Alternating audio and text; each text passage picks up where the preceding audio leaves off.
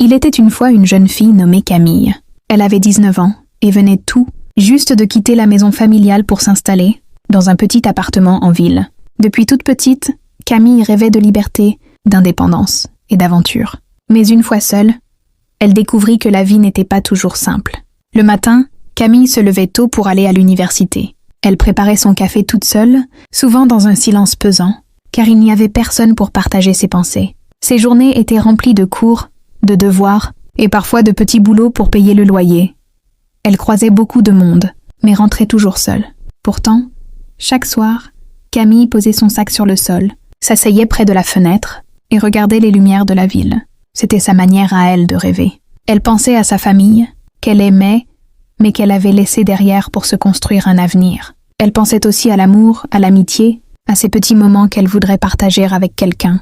Mais petit à petit, Camille apprit à apprécier cette solitude.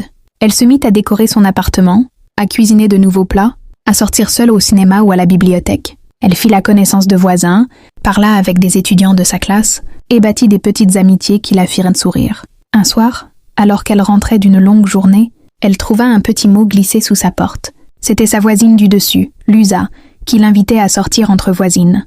Ce fut le début d'une nouvelle page pour Camille. Peu à peu, sa solitude se transforma en ouverture vers le monde.